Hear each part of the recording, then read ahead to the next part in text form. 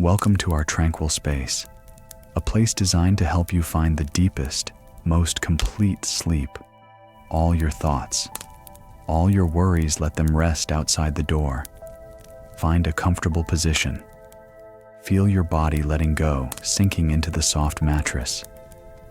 Relax your forehead, relax your shoulders, relax your mind. Tonight, we won't use philosophy to think we'll use it to let go. You don't need to understand anything. Just listen. Let this voice flow over you like gentle water. Take a deep breath in and exhale slowly. Let us drift into sleep together. And as your breath softens, we move into tonight's quiet question. Are you lonely in a world full of connections? Albert Camus reminds us that loneliness isn't just being alone, but feeling unseen even when surrounded by people. So let his words drift lightly through your mind, asking nothing from you, guiding you gently toward rest and a softer understanding of your own heart.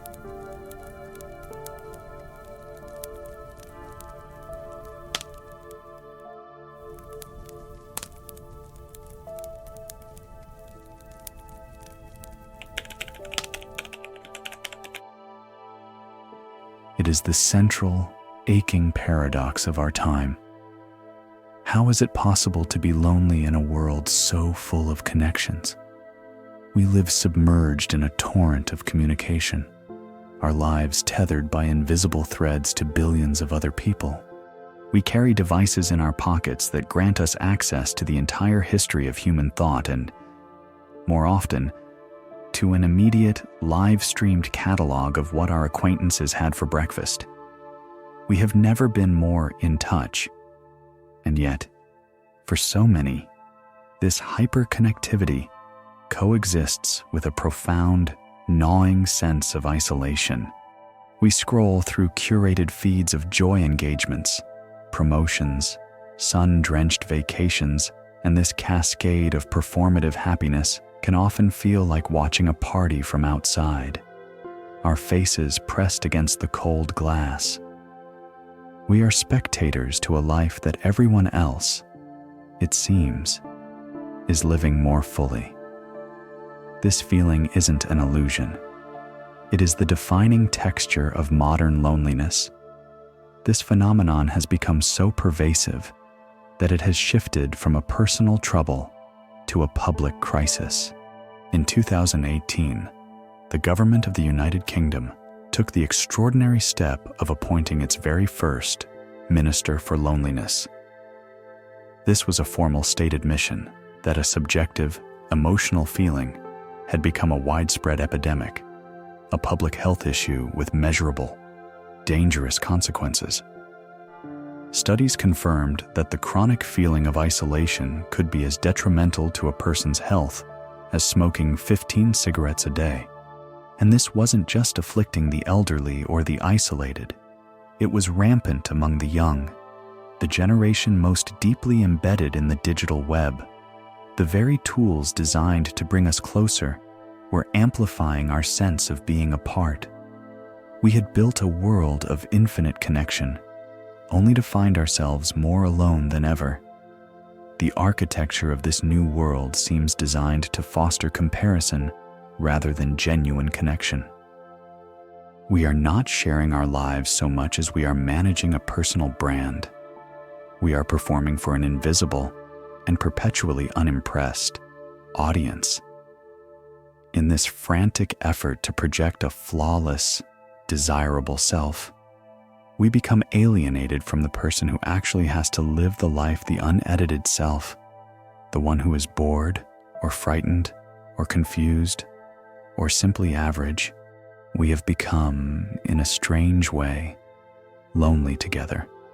Millions of us sitting in the dark, illuminated by the pale blue light of our screens, feeling like the only one who isn't in on the secret. What is fascinating, and perhaps a little unnerving, is that this isn't a new problem. It isn't a bug in our newest software. It seems to be a feature of the technology itself. As a strange, little-known historical fact. Researchers spotted this paradox at the dawn of the public internet. As early as 1998, long before the first smartphone, researchers at Carnegie Mellon University published a landmark study they called the Internet Paradox. They had given families computers and internet access a novelty at the time and tracked their behavior. The results were startling. The researchers found that greater use of the internet was not correlated with more happiness or connection. Instead, it was linked to a decrease in communication with family members in the house, a smaller social circle, and, most pointedly, increased feelings of depression and loneliness. The paradox was there from the very beginning. The tool we built to connect was already demonstrating its uncanny ability to isolate. But what if this digital age loneliness is merely a symptom? What if it's just a new, high-definition expression of a much older, deeper, and more fundamental human ache? What if the problem isn't just our disconnection from each other, but a more profound disconnection from the world itself? This is the terrain of our guide for this journey, the philosopher Albert Camus. Decades before anyone worried about a feed, Camus was diagnosing a different, more cosmic kind of alienation. He wasn't concerned with our connection to a network. He was concerned with our connection to the universe. Camus argued that we are born with a relentless, desperate hunger for meaning. We crave a world that is rational, a universe that is just, and a life that has a clear, discernible purpose. We are, by our very nature, meaning-seeking creatures. The problem, Camus said, is that we are born into a universe that offers none of those things. The world, he observed, is not rational. It is beautiful, yes, but it is also chaotic, violent, and utterly silent on the questions that matter most. When we cry out, "Why am I here?" or "What is the meaning of all this suffering?" the universe offers no reply. It is simply, and terrifyingly, indifferent. This vast, echoing chasm between our profound human need for meaning and the world's silent indifference is what Camus famously called the absurd. This absurd, this fundamental disconnect, is, for Camus, the true source of our loneliness.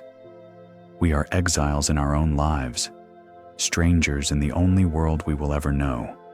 Our modern anxiety, our digital restlessness, our sense of floating untethered through our own experiences, all of it is just a downstream effect of this primary, existential isolation. We are trying to fill a cosmic void with social static.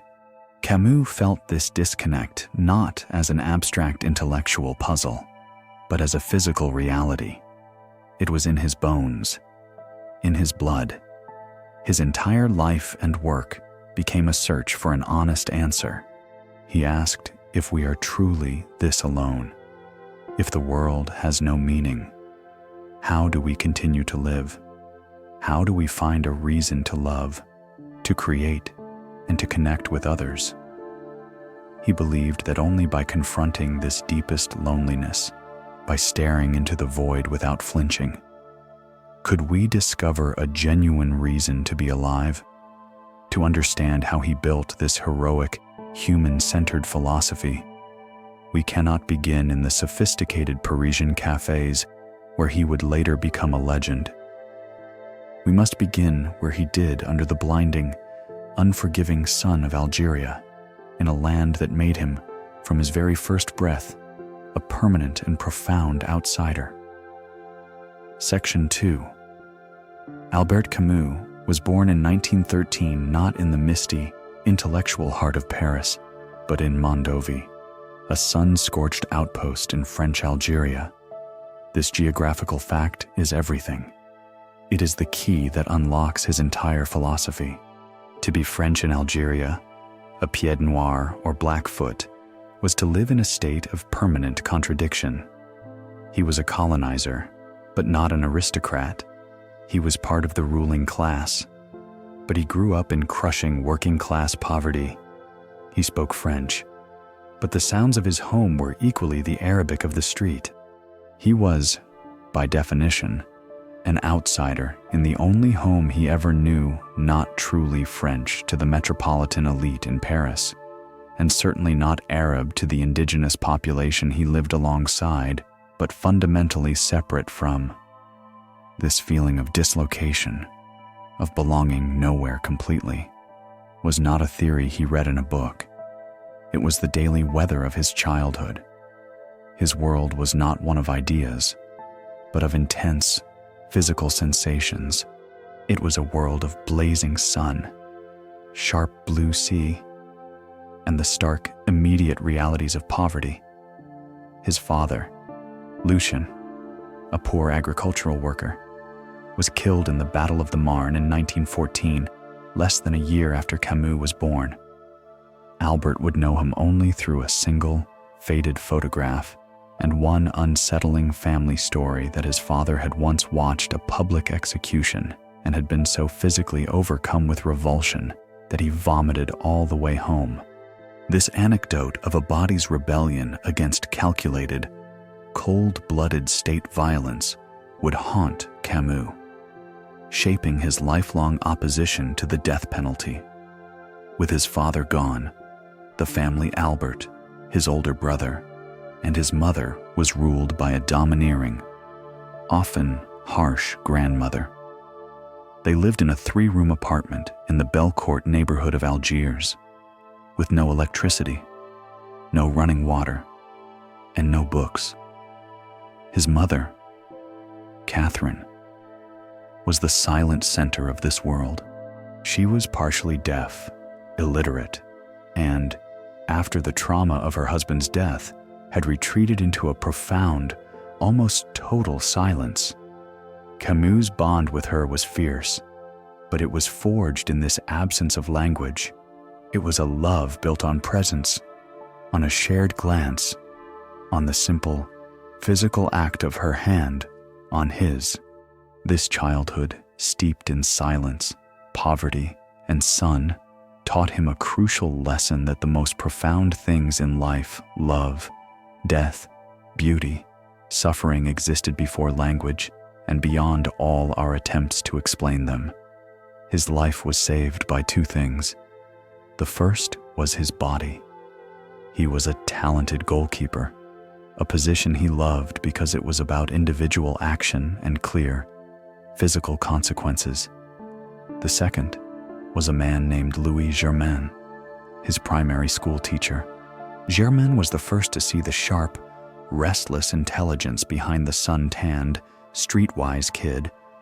He became Camus' mentor, battling the family's expectations that Albert should leave school and get a job.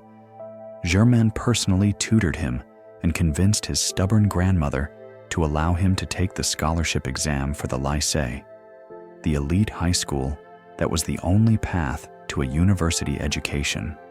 Camus passed, and this single act of what he would later call revolt by his teacher, this one man's decent insistence on a child's potential, changed his destiny.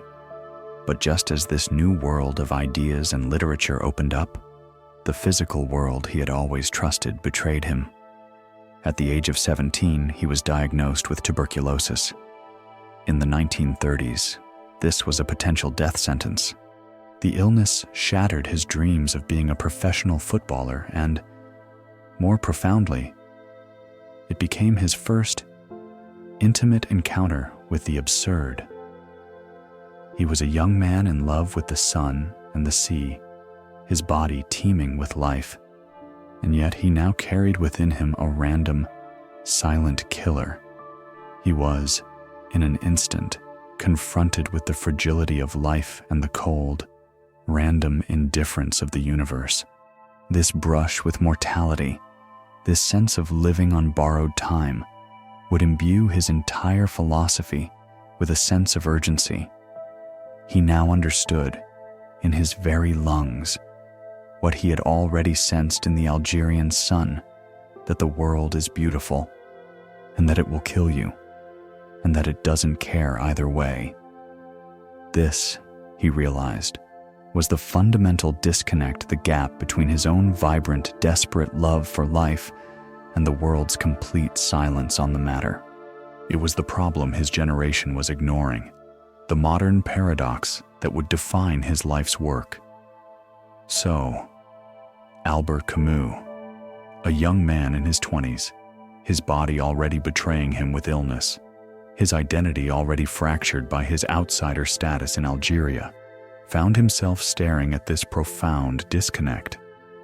This was not a problem he could solve with philosophy. It was a problem he had to live with. He gave this disconnect, this chasm between our human longing for reason and the world's unreasonable silence, its famous name, the absurd, and his effort to diagnose it, confront it, and find a way to live with it became the central project of his life. To understand Camus, one must first, and most importantly, understand what he means by the absurd. It is often misunderstood. The world, in itself, is not absurd. It simply is. A rock, a river, a galaxy. These things are not absurd. They are just real. And we, the meaning-seeking humans, are not absurd either. Our desire for clarity, for justice, for a point to it all, is the most human and logical thing about us. The absurd, Camus argued, is not in either of these two elements. It is born in the confrontation between them. It is the clash, the divorce, the permanent and unavoidable friction that occurs when our rational minds demand answers from a universe that offers only a beautiful, silent, and chaotic spectacle. He felt this as an exile. We are, he suggested, strangers in our own lives, born into a world that is not made to our measure. This is the true fundamental loneliness we touched upon earlier. Long before we feel isolated by a screen, we are isolated in the cosmos. We are actors who have been pushed onto a stage, forced to play a part. But we have been given no script, no director, and no explanation for why the play is happening at all. We are expected to perform, but we have no idea what our lines are. This feeling, this absurdity, is the modern condition. In 1942, in the darkest depths of the Second World War, with his native France occupied by the Nazis and the world order collapsing into the most violent and irrational chaos imaginable, Camus published his definitive essay on this subject, The Myth of Sisyphus. This book is a historical landmark, a piece of philosophical dynamite. It begins with an explosive premise: there is only one truly serious philosophical question, and that is suicide. He is not being morbid, he is being brutally logical. If life is, as he has just described, a meaningless, absurd confrontation, if there is no God, no grand plan, and no inherent purpose, then what is the reason for not simply checking out? If the game is rigged and pointless, why keep playing? This is the question he sets out to answer. Camus identifies 3 ways people typically respond to this confrontation. The first, as he just noted, is physical suicide. This, he says, is an escape, not a solution. It is letting the absurd win. It is saying, this problem is too much for me, and ending the game. He respects the honesty of the gesture, but ultimately rejects it as a form of surrender. The second, and more common, response he calls philosophical suicide. This is the leap of faith. This is the person who, terrified by the silence of the universe, leaps into the comforting arms of a pre-packaged meaning system. This could be a traditional religion, which promises an afterlife and a divine plan, or a rigid political ideology, like the very totalitarianisms Nazism, Stalinism that were then devouring Europe, which promises that paradise can be built on earth if you just follow the party line. Camus saw these as a form of intellectual cowardice.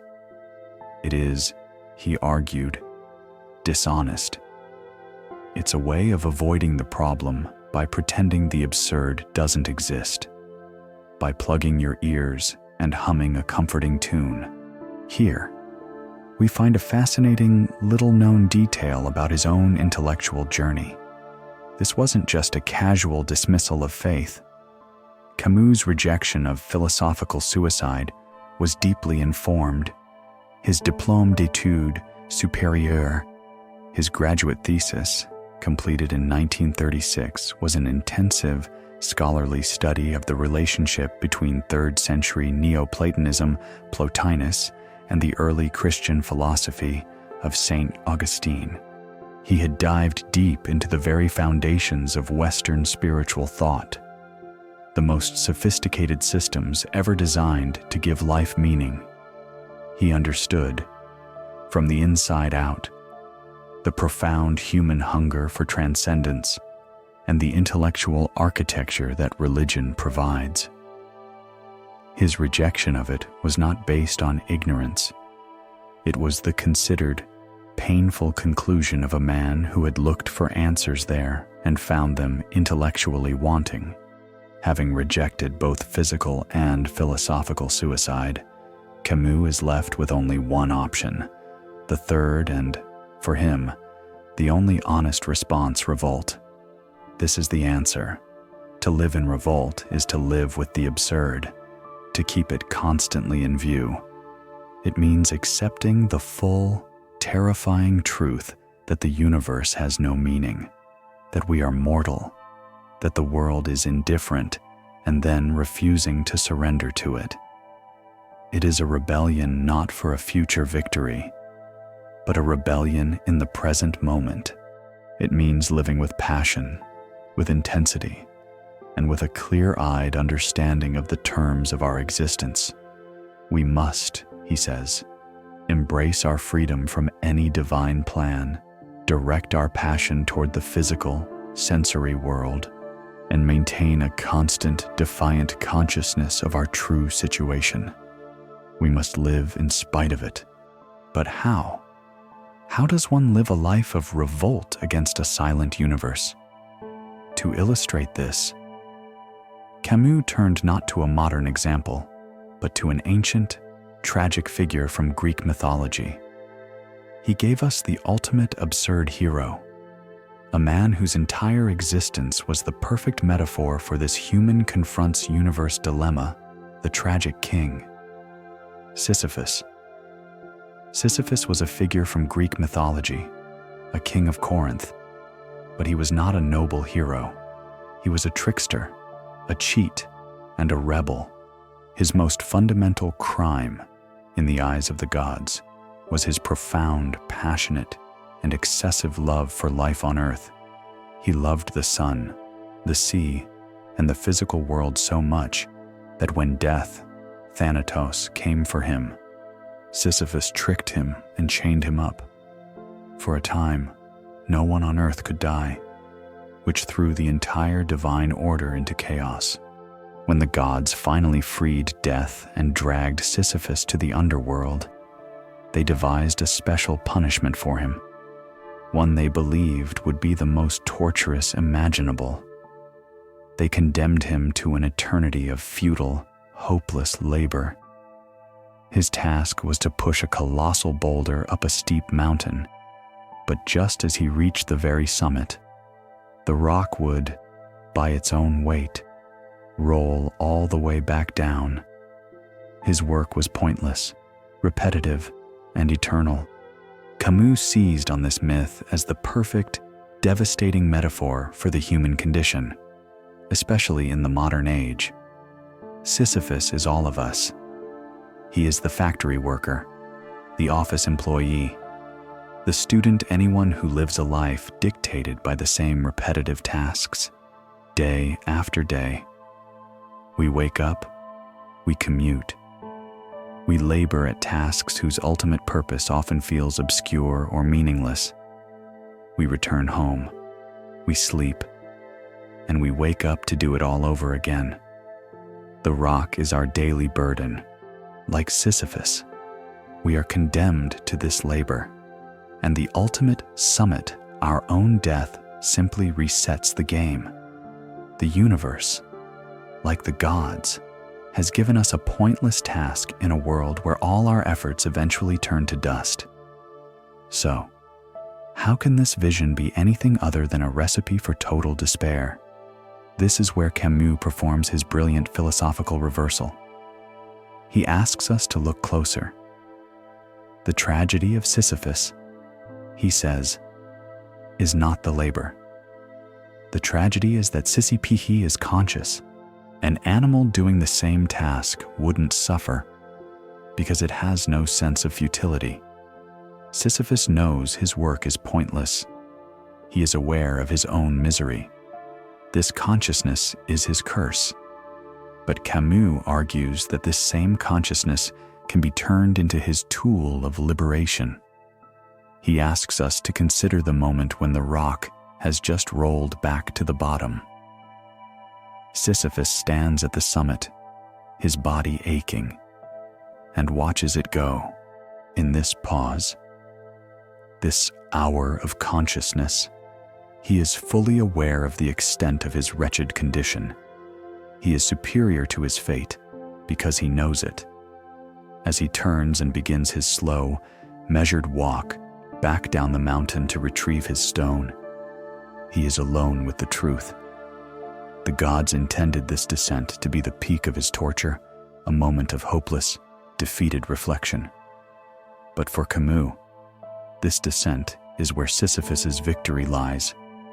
In this moment, he has choices. He could weep. He could curse the gods. He could give in to despair. But instead, Camus imagines Sisyphus accepts his fate. He acknowledges, with clear-eyed lucidity, that this is his life. The rock is his, the mountain is his, the struggle is his.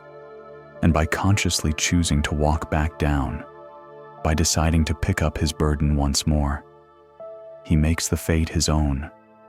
He robs the gods of their power. They condemned him to a punishment, but he has transformed it into a purpose. He has scorned the gods by choosing the very thing they tried to impose on him. His freedom lies in his lucid acceptance of his own limits. This leads Camus to the book's final, shocking, and endlessly debated sentence. The struggle itself toward the heights is enough to fill a man's heart. One must imagine Sisyphus happy. This is not the simple, smiling happiness of ignorance. It is a defiant, profound, and deeply human happiness. It is the happiness of the rebel who has found meaning in the struggle, not in the goal.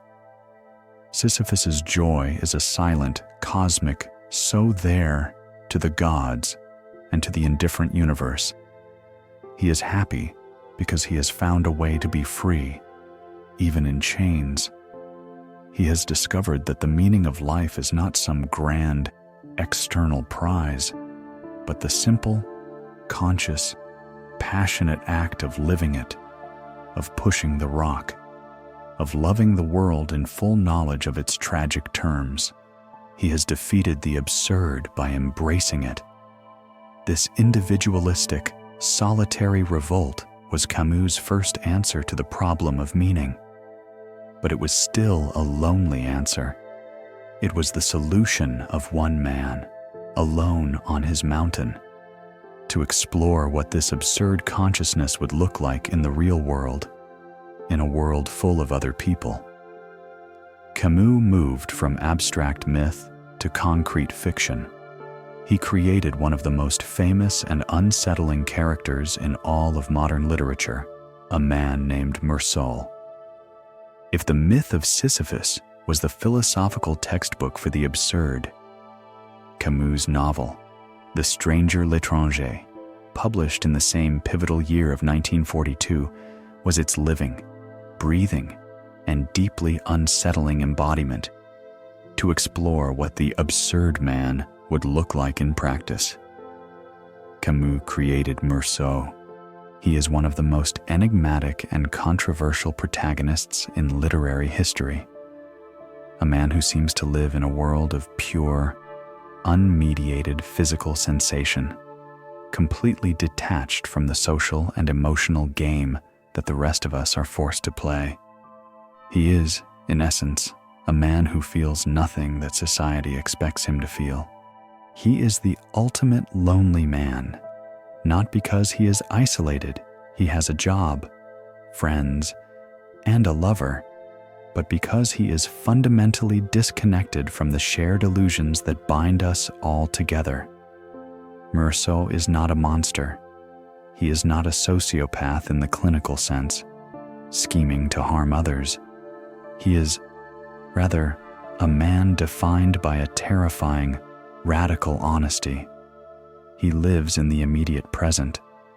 He feels the sun on his skin, the salt of the sea, the pleasure of a cigarette, the pang of hunger. These things are real to him. What is not real to him are the abstract concepts that society layers on top of that reality, complicated emotions, social ambitions, religious hopes, or the performance of grief. He simply refuses to lie, and, for him, lying includes performing an emotion he does not genuinely feel. This is his defining and ultimately fatal characteristic. We see this in every facet of his simple life in Algiers. His girlfriend, Marie, is a perfect example. He enjoys her company. He is physically attracted to her. He likes swimming with her and feeling her skin next to his. But when she asks him that all-important, society-defining question, "Do you love me?" he answers honestly. He tells her that the question didn't mean anything, but that he probably didn't. When she, confused, asks if he would marry her, he says he would if she wanted to, but that it doesn't matter one way or the other. This isn't cruelty. It's a kind of absolute, sensory-based literalism. Love, as a grand, life-defining concept, simply does not register in his mind. He feels the presence of Marie, but he doesn't feel the abstract idea of love. This same indifference applies to his career. His boss, impressed with his work, offers him a significant promotion and a chance to move to Paris, to head up a new office. This is the dream of any ambitious young man. Meursault's reaction is a shrug. He replies that his life is fine as it is, that he doesn't really care, and that one life was as good as another. His boss is baffled, but Meursault is simply being truthful. Why would Paris be better? It would just be different, a different set of sensations, a different sky. He is content with the familiar sun and sea of Algiers. He has no ambition, because ambition requires a belief in a future that is better than the present, a concept his absurd consciousness rejects.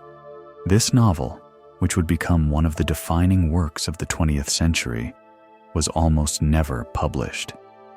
Here is a key historical fact. Camus completed The Stranger in 1940, but by then, Paris was occupied by the Nazis. He had to entrust his precious manuscript to friends, who helped smuggle it past censors and across the demarcation line to his publisher, Gallimard, in Paris. The book's very existence is a testament to a small, quiet act of cultural revolt against an occupying force. What's even more fascinating is a detail about its creation. Camus' original working title for the novel was not l'étranger, the stranger. It was l'indifférent, the indifferent one. This subtle change is profound. The indifferent one describes a psychological state, a passive character trait. It places the focus inside Meursault. But the stranger changes everything. The stranger, or the outsider, is a social label. It is a judgment. It is a role he is forced into by a society that cannot tolerate his indifference. He is not a stranger to himself. He is a stranger to us. His indifference to the game of human connection and meaning makes him an alien, and therefore a threat. Meursault, then, represents a terrifying kind of loneliness. He is a man who does not even recognize the connections he is supposed to be missing.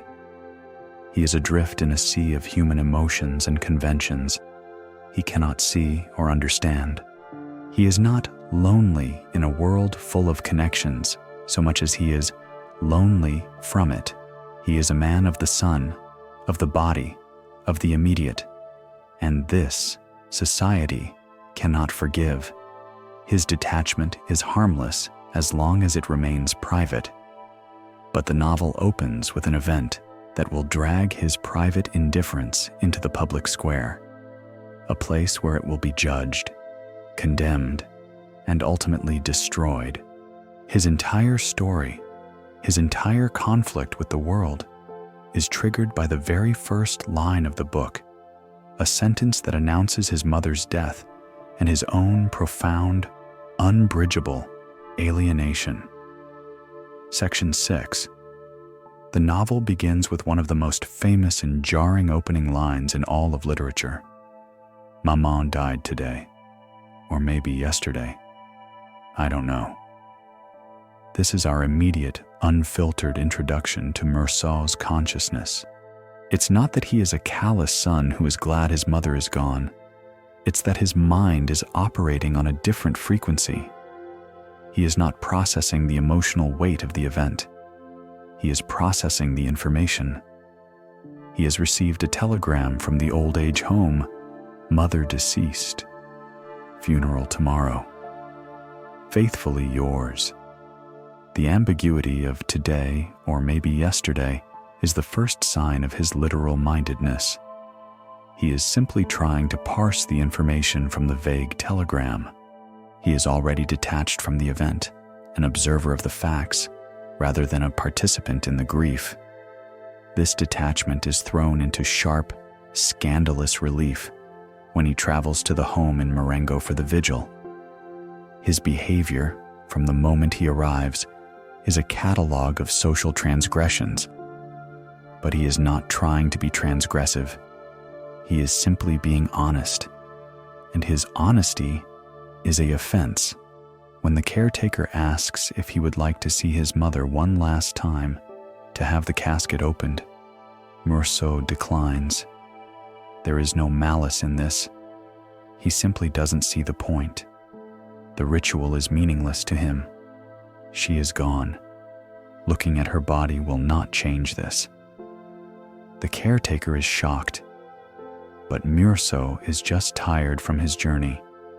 The true crime occurs during the vigil itself. Meursault is placed in the bright, whitewashed mortuary to sit with the casket. The home's director has, with what he sees as great kindness, arranged for his mother's friends from the home to join the vigil. They arrive, a shuffling, sorrowful line of old people. Meursault observes them, their weeping, their wrinkled, bird-like faces. He feels no connection to it. He is simply there, and he is tired. The caretaker offers him a cup of coffee. He accepts. He is thirsty. The caretaker offers him a cigarette. He accepts. He would like to smoke. In the small, quiet room, next to his mother's coffin, in the company of her grieving friends, Meursault drinks his café au lait and smokes. This act is a social explosion. It is an unbearable offense. In the context of 1940s French Algeria, the wake, the veillée funèbre, was a deeply codified and essential social ritual, a collective performance of respect for the dead and solidarity with the living. It was a space where the community came together to affirm its shared values in the face of death. By smoking and drinking coffee, Meursault is not just being casual, he is desecrating the sacred space. He is treating the vigil not as a solemn ritual, but as a long, boring wait in a room. He is responding to his immediate physical needs, thirst, fatigue, a nicotine craving, instead of performing his social duty, the visible, silent performance of grief. He demonstrates, in this single, quiet act, his complete disconnection from the rules of the tribe. The funeral the next day only compounds this sense of disconnection. But here, the antagonist is not society. It is the physical world. It is the sun. The funeral procession is a torturous ordeal, not because of its emotional weight, but because of its physical oppression. The Algerian sun, his old friend, becomes a relentless, hostile force. He doesn't think about his mother's life or his loss. He thinks about the heat. He feels the blazing, shimmering heat on his face, the sweat rolling down his cheeks, the inhuman and oppressing glare.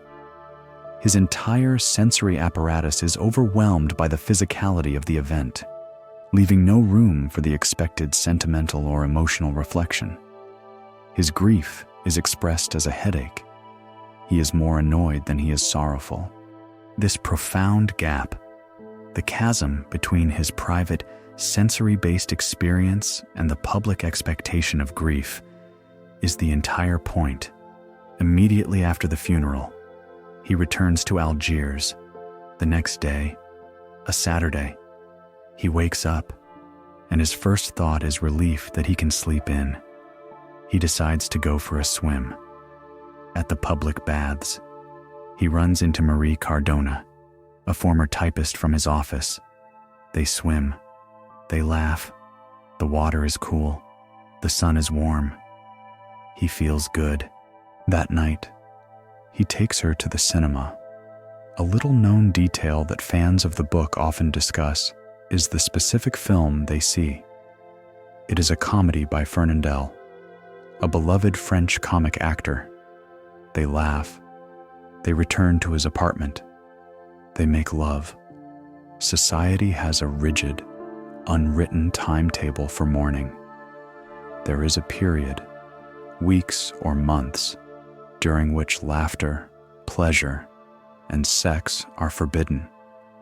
Meursault violates this entire code within 24 hours of his mother's burial. Again, it is not an act of defiance. He is not trying to dishonor his mother. He is simply a creature of the present. He felt tired at the vigil, so he smoked. He felt hot at the funeral, so he was annoyed. He feels alive and desirable with Marie, so he embraces her. He is a living, walking example of the absurd. He lives in a world without a why, a world of pure, unmediated is. His mother is dead. The sun is hot. Marie is beautiful. This private, radical honesty makes him a stranger, a man disconnected from the essential fictions of human connection. But this private failure to perform is only a rehearsal. It has been noted, filed away by the world, and it will be the first and most important piece of evidence brought against him when his absurd honesty collides with a moment of lethal, sun-drenched violence. Meursault's disconnection from the social world has, up to this point, been a private matter. He has failed to perform grief for his mother, failed to perform ambition for his boss, and failed to perform love for his girlfriend. But these failures only make him an outsider, an oddball, a stranger. They do not make him a criminal. That transformation requires a catalyst, a moment so senseless and arbitrary that it could only be born from the absurd. This moment arrives not through a calculated plan or a surge of malicious passion, but through a sequence of chance encounters, escalating physical pressures, and the relentless, blinding oppression of the Algerian sun. The sun, which he once loved, now becomes his tormentor, the physical agent of an indifferent universe pressing down on him until he breaks. The day begins, like so many others, with pleasure. Meursault. Marie and Meursault's dubious friend, the local pimp Raymond Sentes, traveled to a beach house owned by Raymond's friend, Masson. The morning is idyllic. They swim, they eat, they feel the simple, good pleasures of the body. But this peace is built on a rotten foundation. Raymond has just beaten his Arab mistress, and he is now being stalked by her brother and his friends. The tension is a low thrum beneath the day's lazy heat, and soon, the violence erupts. On a walk along the beach, Meursault, Raymond, and Masson encounter the two Arabs as they are named in the book, reflecting the dehumanizing colonial gaze. A fight breaks out. Raymond is slashed with a knife. The Arabs retreat. The men return to the house, shaken, the heat of the day now mixed with the heat of blood and anger. Raymond is treated for his wound, but he is agitated. He wants revenge. He walks back down to the beach, and this time, Meursault follows him. They find the two men again. Raymond, consumed by his social code of honor and revenge, clutches a revolver in his pocket. Meursault, acting as the literal, rational one, calmly says, "You shouldn't fire unless he attacks." He even persuades Raymond to give him the gun, arguing that if Raymond shoots, he'll be in trouble. But if they are attacked, Meursault can simply shoot. This is a crucial, often overlooked detail. Meursault takes the gun to prevent violence, not to commit it. He is, in this moment, the voice of de-escalation. They stand off, the Arabs retreat, and it seems to be over. But it is not over. The sun has not finished its work. The men return to the beach house, but Meursault, unlike the others, cannot rest. The heat is too much. The sun is a physical weight, a symbols clash against his senses. He feels a headache coming on, the same physical oppression he felt at his mother's funeral. To walk back to the cool shade of the house is the sensible thing to do. But, he writes, the sun was so overpowering that I found it hard to just stand there, to stay, or to go. It amounted to the same thing. In a moment of pure, absurd determinism, he chooses to walk back toward the heat, toward the molten glare of the sun. He is drawn not by a motive, but by a force. He walks back along the now empty beach. The sun is an incendiary, burning presence. And then, he sees him. One of the Arabs has returned, lying by a cool spring behind a large rock. He is alone. Meursault, his mind addled by the heat, continues to walk toward him. He has no plan. He is not angry. He is not seeking revenge for Raymond. He is simply a body, moving through an oppressive, superheated element. The Arab sees him, tenses, and puts his hand in his pocket. Meursault's hand, by reflex, tightens on the revolver in his own pocket, the gun he took from Raymond.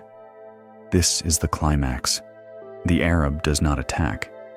He simply shows Meursault his knife. The sun hits the steel blade, and for Meursault, the world dissolves. The light, he describes, is like a long, gleaming blade stabbing at his eyes. The heat, the light, the sweat pouring into his eyes, it all converges into a single, unbearable physical assault. The sun is no longer a backdrop. It is the attacker. His senses are short-circuited. He describes his body tensing, his hand gripping the gun. He is not thinking about murder. He is reacting, like an organism, to a painful stimulus. He writes that the trigger gave. It is a passive construction, as if he were not the agent. The shot is a reflex, a convulsion. His body's desperate attempt to destroy the source of the blinding, painful light. The first shot is the absurd consequence. It is a murder without motive, an act of sunstroke, a lethal reaction to a reflection. But it is what happens next that seals his fate, that confirms the act in a way that is utterly inexplicable to the rational world. After the first shot, he pauses, the man is down, and then Meursault, standing over the inert body, fires 4 more times. He is not shooting a man. He is, as he says, knocking 4 short times on the door of unhappiness. It is a percussive, final, and utterly senseless punctuation to the event. He has just committed an act of violence, but because it lacks any reason, jealousy, greed, self-defense, honor that a social world can understand, he has done something far worse. He has committed an absurd crime, and this, he will soon learn, is unforgivable. He has now been dragged from his private indifference into the full, unblinking glare of public justice. And that system, he will find, is far less interested in the bullet he fired than in the tears he failed to shed. Section 8. Meursault is arrested, and from the moment he enters the legal system, he is no longer just a man. He is a puzzle, and then a monster. The machinery of justice, he discovers, is not a mechanism for finding objective truth. It is a machine for creating a narrative that society can understand, one that reinforces its own values. And Meursault, the man without a narrative, the man who lives in the blank, sensory has no way to defend himself. His honesty, which was his defining private trait, now becomes his only and most damning public weapon. His initial interrogations are with the juge d'instruction, the examining magistrate. This figure, in the French inquisitorial legal system of the 1940s, was not a neutral referee.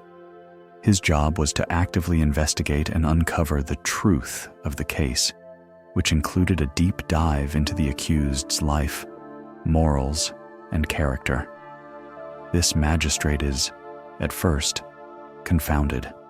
He simply cannot find a why. He needs a motive that fits one of the neat boxes of human criminality: greed, jealousy, revenge, political passion. Meursault offers none. He is polite, he is cooperative, but he is vacant of motive. When asked why he fired the shots, Meursault repeats, uselessly, "It was because of the sun." This is, of course, the literal truth for him, a physical reaction to a physical stimulus. To the magistrate, it is the answer of a lunatic or a liar. The system requires a why. It cannot function in the face of the absurd. Frustrated, the magistrate tries to give him a narrative. He tries to find a story of remorse, of a soul lost and found. He takes a crucifix from his wall and shoves it in Meursault's face, demanding to know if he believes in God. He hopes for a crisis, a confession, a breakthrough that will make the crime make sense as a story of sin and redemption. He passionately argues that all men, even the most fallen, believe in God, Meursault, without malice, without any anger at all, calmly replies that he does not. The magistrate is horrified. He declares Meursault Monsieur Antichrist. He has finally found his narrative. Meursault is not a simple killer. He is a moral void, a man whose soul is empty, a living threat to the entire Christian and social order. This narrative, born of the magistrate's desperation, becomes the centerpiece of the trial. The courtroom is a theater. Camus, who had a brief but formative career as a journalist for the newspaper Alger Républicain in the late 1930s, knew this well. One of his journalistic assignments was covering criminal trials, and he saw firsthand how the truth was often a secondary concern to the performance of the lawyers, the prejudices of the jury, and the social narratives at play. He poured this cynical, real-world experience directly into the stranger, the prosecutor, a man whose job is to tell a story the jury can hate, quickly realizes that the murder itself is his weakest point. It was a confusing scuffle on a beach, and the victim was an Arab, a class of person the colonial legal system, in its structural racism, cared very little about. A good lawyer could have argued self-defense or heat stroke, but Meursault's lawyer is mediocre, and Meursault himself is a terrible defendant because he refuses to play the game. He won't say he is sorry when he is not. He won't pretend he was scared when he was just hot and confused. So, the prosecutor makes a brilliant, lethal pivot. He decides to prosecute Meursault not for the crime he committed on the beach, but for the character he revealed at his mother's funeral. The trial is no longer about the murder. It becomes a trial of Meursault's soul. The prosecutor parades a series of witnesses to the stand. The director of the old age home testifies that Meursault showed no grief, did not know his mother's age, and declined to see her body. The caretaker testifies about the shocking incident of the café au lait and the cigarette. The jury gasps. This is a man who smoked by his mother's coffin. Then, Marie is forced to testify. The prosecutor draws out the story of their day together, the swimming, the Fernandel comedy, the fact that they slept together. The timeline is laid bare. This man began an affair, went to a comedy, and had sex the very day after his mother's funeral. The prosecutor has his closing argument. He points at Meursault and delivers the killing blow. He says that he has looked into this man's soul and found nothing. He is a void. He is a monster. He is a man who morally killed his mother and is therefore a threat to the very fabric of society. I accuse this man, the prosecutor thunders, of burying his mother with a criminal's heart. The logic is chilling and perfect. The man who does not weep at his mother's funeral is a man capable of anything.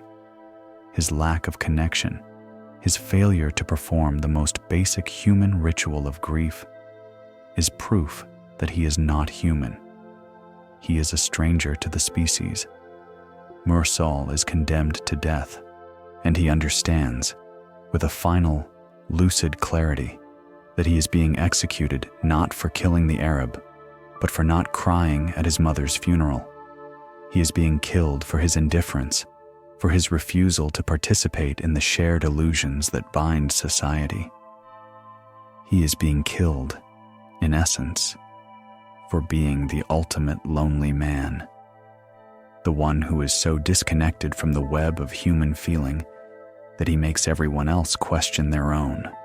His execution is society's way of eliminating the evidence, of silencing the man who quietly, by his very existence, suggests that their world of meaning might just be a performance after all.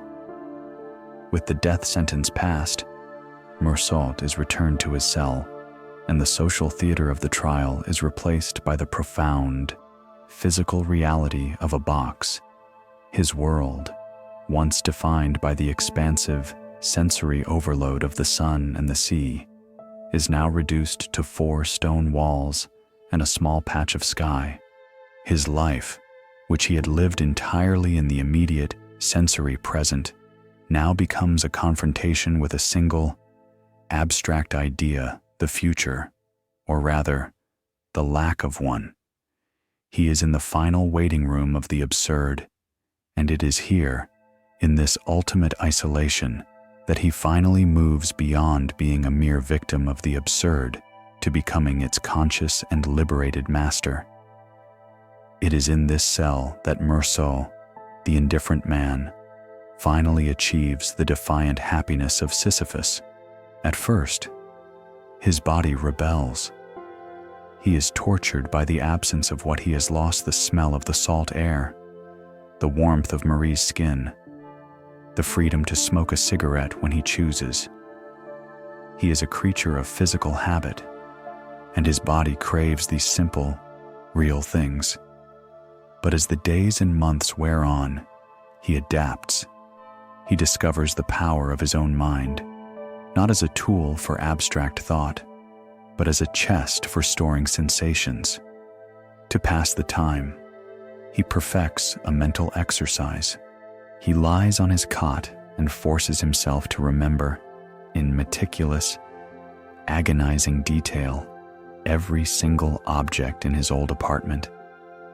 He would start with one corner and mentally travel, noting the grain of the wood on his dresser, a scratch on the mirror, the pattern on the upholstery, until he had cataloged every last item. This obsessive act of memory, a seemingly minor detail, is his first act of revolt. He is using his own consciousness to create a world, to fill the empty, meaningless hours with the substance of his own, lived past. He is, in his own way, pushing a mental rock up a hill. This fragile piece is shattered by the final, great temptation, the visit from the prison chaplain. The chaplain represents everything Meursault has rejected. He is the professional salesman of meaning, the purveyor of philosophical suicide, arriving at the last minute to offer an escape. He is not a cruel man. He is like the magistrate, a man who simply cannot bear the void. He comes to Meursault to offer comfort, to speak of God, of an afterlife, of a justice that transcends the flawed justice of men. He begs Meursault to repent, to open his heart to God, to believe in something, so that his death will not be one of total despair. For the entire novel, Meursault has been passive, indifferent, moved by external forces like the sun. But this offer, this final attempt to replace his one true physical life with a story of invisible comfort, finally makes him explode in the only display of intense, passionate rage in the entire book. Meursault grabs the chaplain, his hands on his collar, and bellows at him. He screams that he is right, that he has always been right. He defends his empty life. He shouts that he has lived his life one way, and he is content to die for it. He has only this one, solid, physical life, a life of sun and salt and physical feeling, and it is worth more than all the chaplain's abstract, invisible other lives. He screams that he is sure of his life and sure of his impending death, and that this certainty is the only truth he has. The guards have to pull him off the exhausted, terrified priest. The chaplain leaves, and Meursault, his rage spent, collapses onto his cot, and in the silence that follows, the final, great revelation comes. It is the moment his entire life was leading to. As he calms down, he hears the sounds of the night, a siren, the smells of the earth rising, He is alone, at last, and he thinks, "For the first time, I opened myself to the tender indifference of the world." This is the moment of his liberation. He doesn't just accept the indifferent universe that Camus described in Sisyphus. He finds it tender. He finds it brotherly. He realizes that the world's indifference is not a threat to his meaning, but the very foundation of his freedom. Because the world does not care, he is free to be himself. He is no longer a stranger. He is, instead, a perfect reflection of the world he lives in. In this moment of lucid peace, he understands his mother for the first time. He understands why she, at the end of her life, took a fiancé at the old age home. Why she, too, chose to play at, starting over. She, too, had been living in the face of an indifferent death, and she, too, had chosen to embrace the immediate, absurd pleasures of the present. He feels close to her. His loneliness is finally bridged, not to society, but to the cosmos, and to this one other person who, he now understands, lived as he did. He is ready for his execution. The state will kill him with its own absurd machine. The guillotine, a piece of cold, rational, beautiful machinery, as he chillingly calls it, a perfect counterpoint to the hot, irrational sun that caused his crime. But they cannot defeat him. He, like Sisyphus, has accepted his rock. His only remaining wish is that on the day of his execution, he is met by a large crowd who will greet him with howls of execration. He wishes for their hate, as this would be the final, perfect confirmation of his victory. It would prove that he had remained, to the very end, an honest stranger in their world of illusion. The story of Meursault, in his cell, finding a tender indifference in the universe, is a powerful and complete philosophical statement. He, like Sisyphus, has found a form of individual, defiant peace. He has solved the problem of the absurd for himself. But this is where Camus, the man, found his own philosophy insufficient. This solitary solution, this lonely victory, rings hollow in a world that is not just indifferent, but actively malignant. What happens when the absurd is not a silent universe, but the boot of a soldier on your neighbor's neck? What happens when the indifference is not cosmic, but the cold, calculated, bureaucratic evil of a totalitarian state? Meursault's answer is to detach. Sisyphus's answer is to endure. Neither answer is enough when you are faced with the systematic, industrial-scale suffering of others. Camus was forced to confront this limitation by the blunt force of history. In 1942, the same year The Stranger and the Myth of Sisyphus were published, the Nazis fully occupied all of France. The abstract problem of a meaningless universe was suddenly and violently overshadowed by the concrete problem of human evil. Camus, the Algerian outsider, was now in Paris, and he was an outsider in a new, more dangerous way. He was a man with tuberculosis, a stranger to the occupiers, and he was a man who had to make a choice. He could have retreated into his philosophy. He could have been Sisyphus, finding meaning in the private, repetitive, absurd work of writing his novels while the world burned outside. This was, in fact, the path his contemporary, Jean-Paul Sartre, largely took for a time. But Camus, the man who knew poverty, the man whose body had rebelled against execution, could not. The suffering he saw was not abstract, it was real, and his own philosophy now demanded a new answer. He had found his first great value, lucidity, the honest seeing of the world as it is. But now he discovered a second. He joined the French Resistance. This is a well-known historical fact, but the nature of his involvement is the key. He didn't just carry a gun. That wasn't his strength. He did something far more dangerous for an intellectual. He became the editor of the secret, underground newspaper, Combat. This was an act of profound, daily revolt. In a city where the Gestapo hunted resistance cells, where being caught with the wrong piece of paper meant torture and death. Camus and his small group wrote, edited, and distributed a newspaper dedicated to the truth. They used words as weapons, smuggling meaning and hope back into a world choked with propaganda and lies. This experience, living in clandestine solidarity, changed his philosophy forever. He was no longer a solitary man confronting the cosmos. He was part two of a we. He was connected in a network of shared, lethal danger to printers, to couriers, to other writers, all bound by a common, decent refusal to accept the unacceptable. This is where he developed his second great idea, revolt.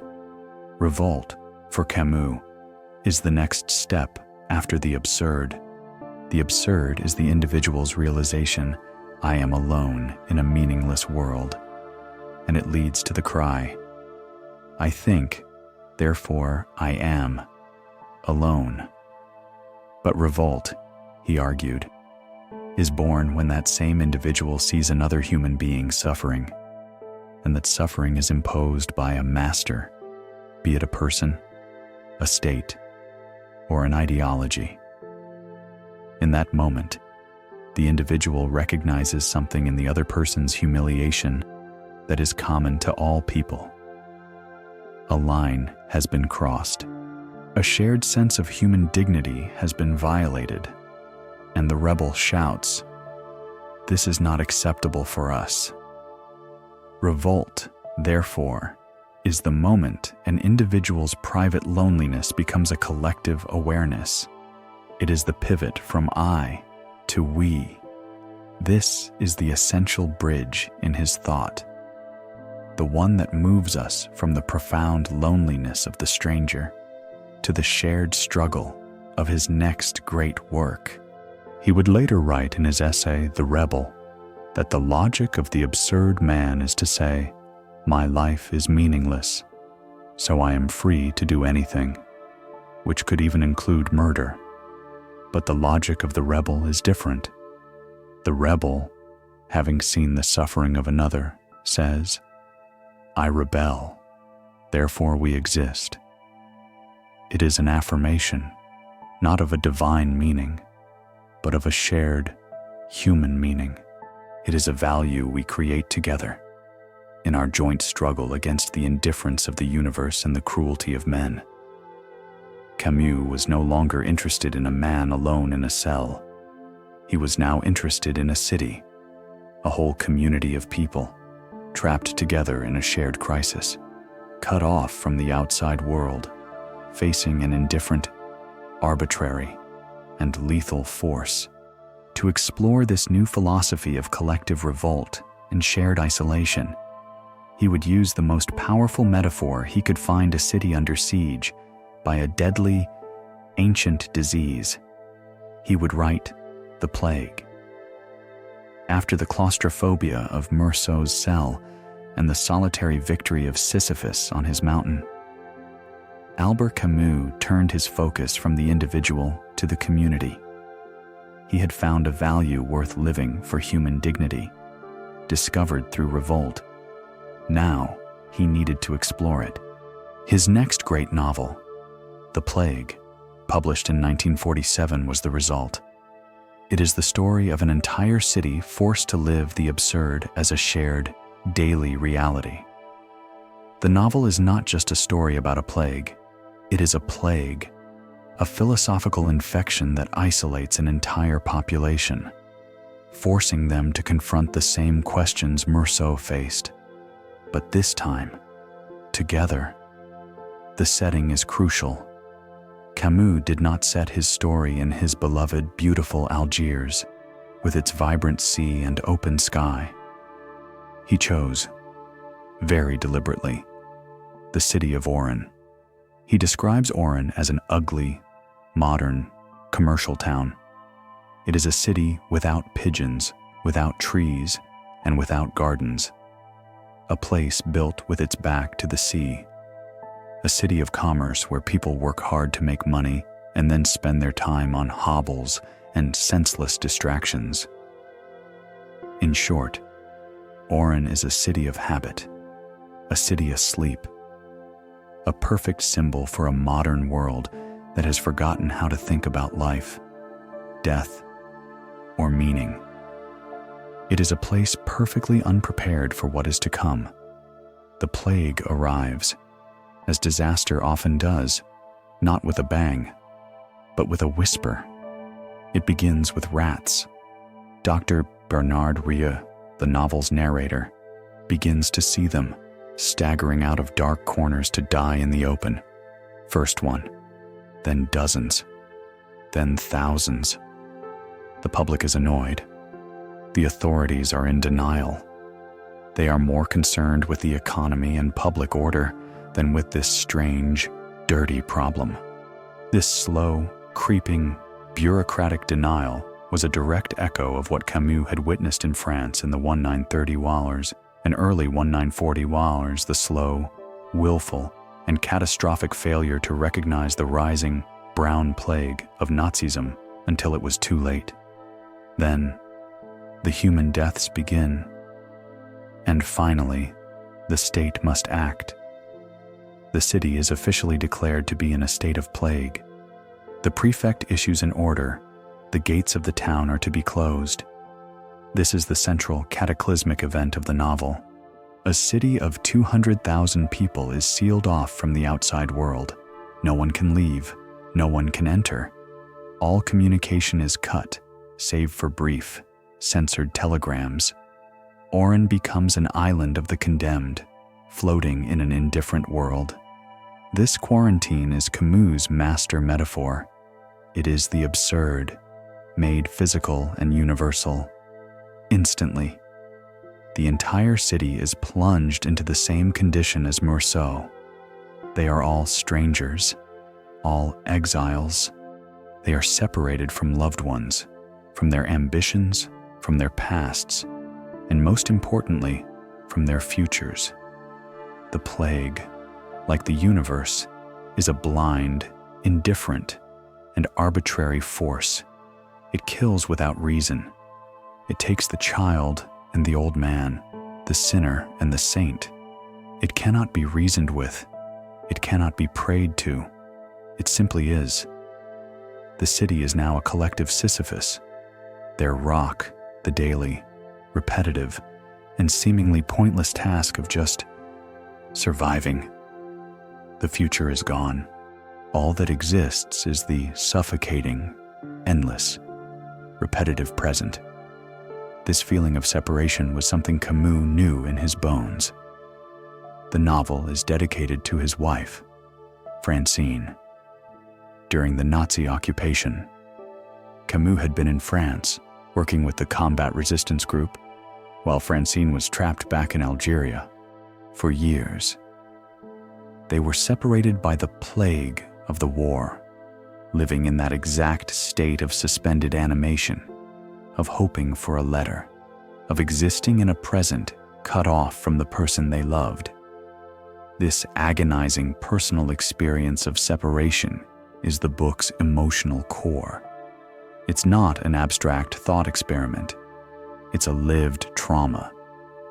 Camus' research for the novel was typically meticulous.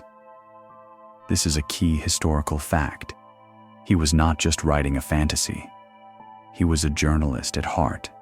He spent years reading historical accounts of great plagues, most notably Daniel Defoe's 1722, a journal of the plague year.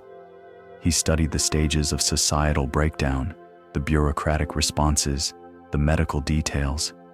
He wanted the plague to feel real, heavy, and undeniable, so that the philosophical choices his characters make would have real, undeniable weight.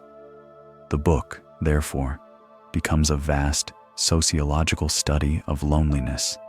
The connections of the modern world business, romance, polite society are revealed as laughably fragile. When the pressure is applied, they snap. The city passes through the predictable stages of a collective trauma. First, there is denial. It's just a fever. Then, there is panic and selfish, individualistic grasping people try to bribe guards or retreat into hedonism. And finally, there is a great, collective, leaden-skied despair, a dull, resigned acceptance. This is the new normal. This is the absurd life. This is the great problem of the novel. Mursal's answer indifference is useless here. Sisyphus's answer solitary, defiant happiness is not enough. When the child of your neighbor is dying, what good is it to be happy on your own mountain? The plague forces a new question.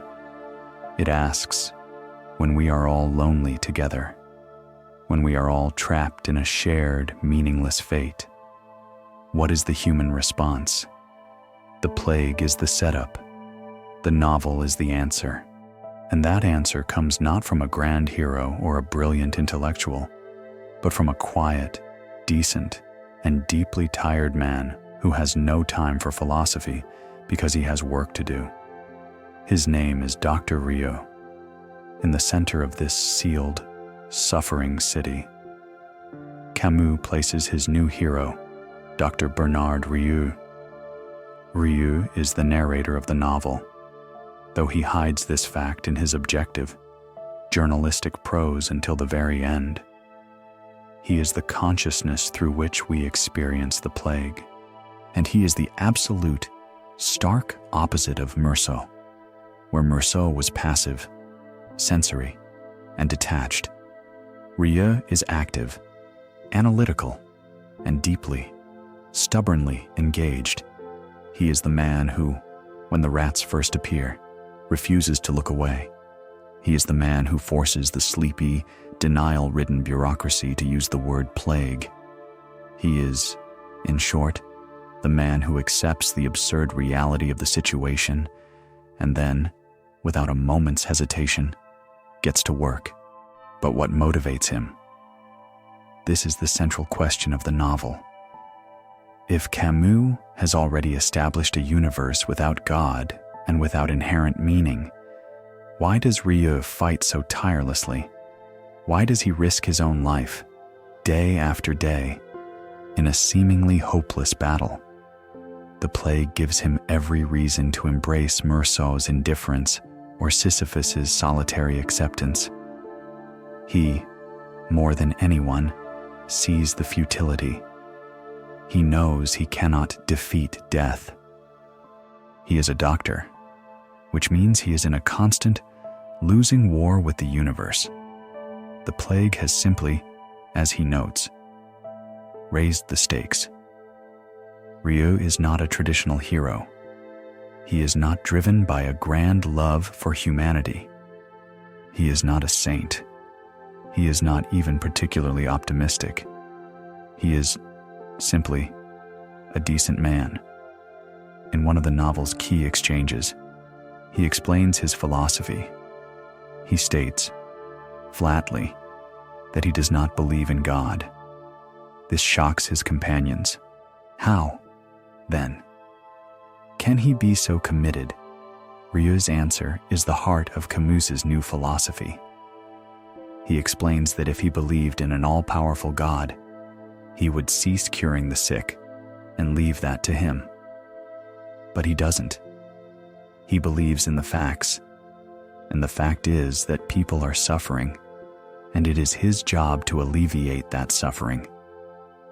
His revolt is not a metaphysical theory. It is a practical, daily, hands-on job. This is the evolution from the absurd to revolt.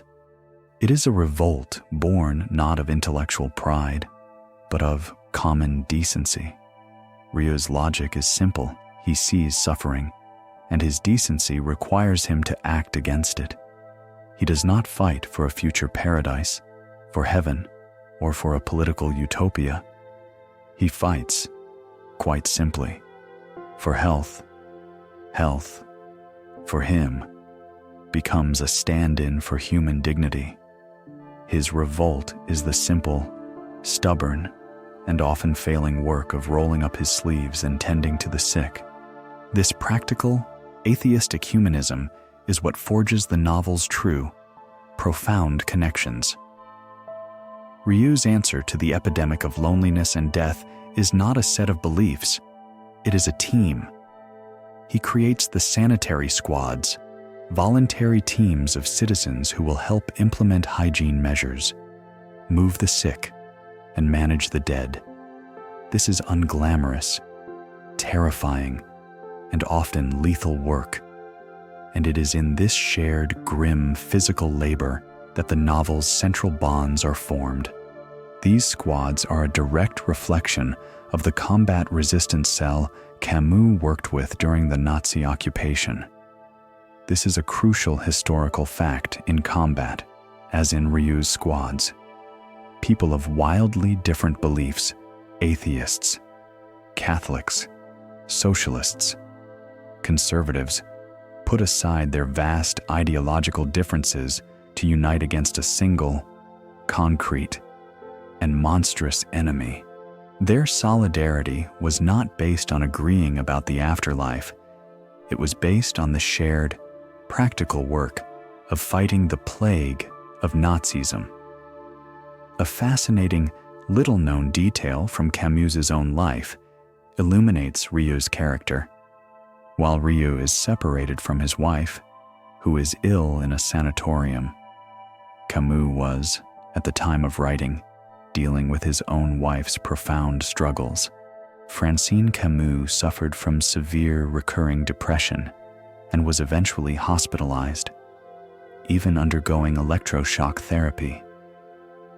Camus, the Nobel laureate in waiting, was living the life of a caretaker, intimately familiar with the plague of mental illness, the sterile corridors of hospitals, and the feeling of helpless, stubborn love for someone who is suffering.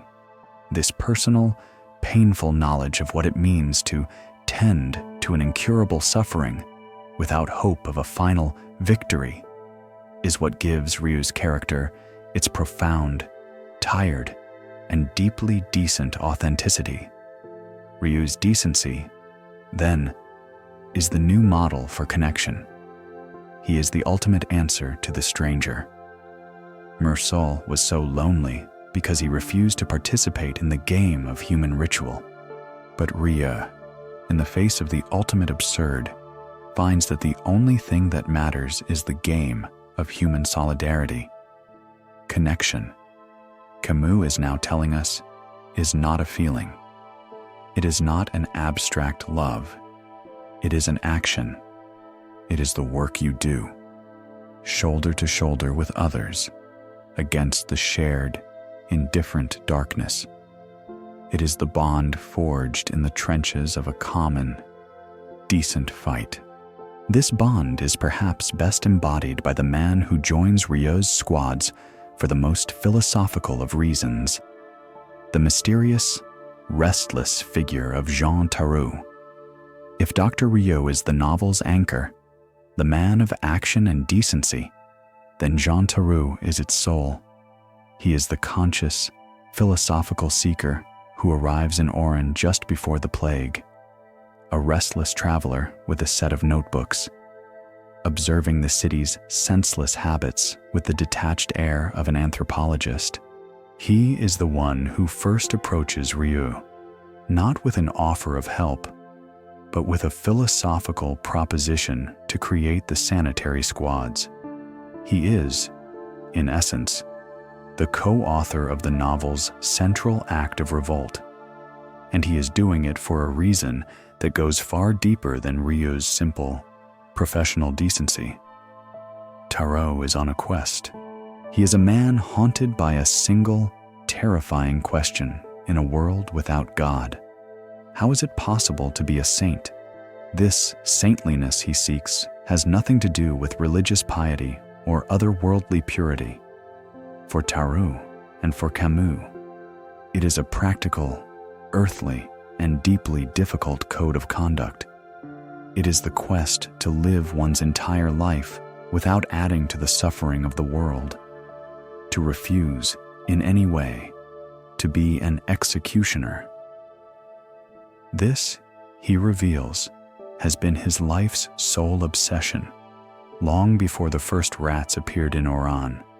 While Rieu is fighting a biological plague, Tarot has been fighting a moral one, the one he believes is inherent in all human society. In a moment of profound intimacy, a pause in the relentless work of the squads, Tarot reveals his history to Rieu. This confession is the philosophical core of the book.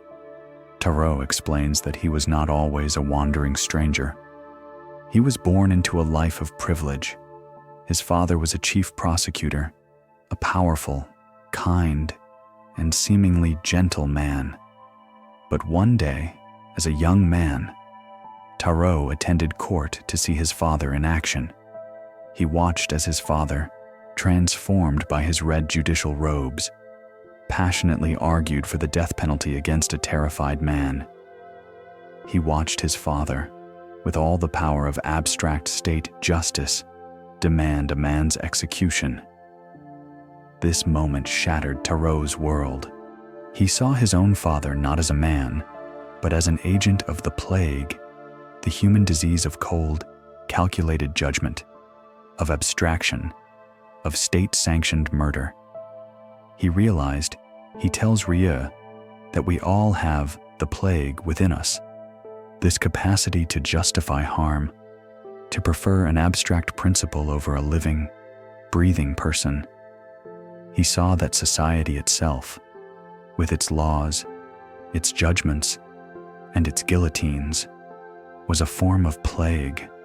He fled his home that night and never returned, beginning his lifelong quest to be on the side of the victims and to find a path of peace that would allow him to become a saint without God. This is not a peripheral detail. It is a direct window into Camus' own most profound and lifelong moral passion. The little-known fact about Camus' father vomiting after witnessing an execution, our callback to Section 2, was the seed for a lifelong, relentless campaign against the death penalty. Camus saw capital punishment as the ultimate expression of the absurd, the state coldly, rationally, and bureaucratically, imposing the one thing, death, that makes all meaning impossible. He would later write one of the 20th century's most powerful polemics, Reflections on the Guillotine, an essay that combined journalistic reporting with burning moral fury. Tarot is, in essence, the fictional embodiment of this, Camus' most personal and deeply held revolt. Tarot's quest for saintliness is, therefore, his answer to loneliness. He is seeking a form of connection that is purer than politics or religion. He seeks understanding. His goal, he says, is comprehension. He wants to understand, and by understanding, to avoid judging. To be a saint is to be a person who refuses to pass a death sentence on anyone, literally or metaphorically. In the plague-ridden city, this quest finds its perfect, practical expression. He forms the squads to fight the biological plague as a symptom of his larger fight against the moral plague. His bond with Rieu becomes the novel's central relationship. It is a profound, non-romantic love story between two men. Tarot, the philosopher, is drawn to Rieu, the doctor, because he sees in Rieu a man who has achieved this godless saintliness without ever needing to think about it. Ryu just does it.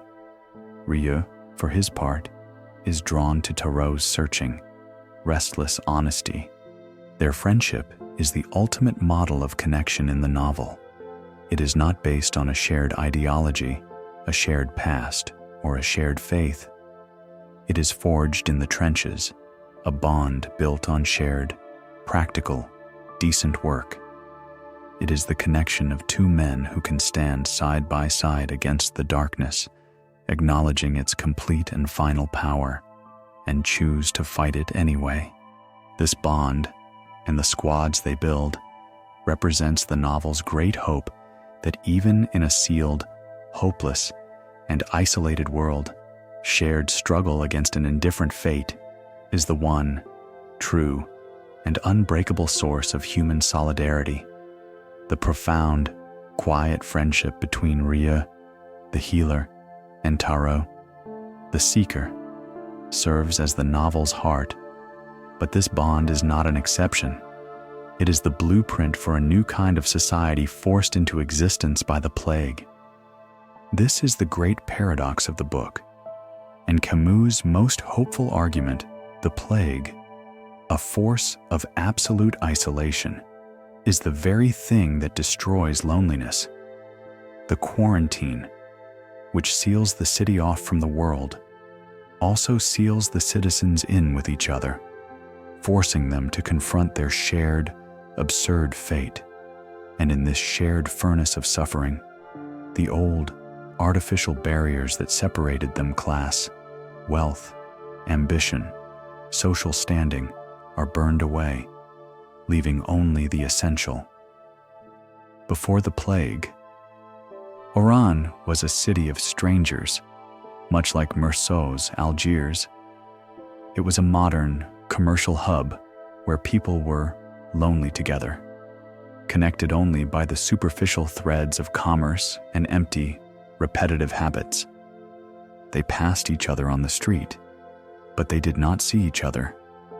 They were isolated by their individual, petty ambitions. The plague ends this.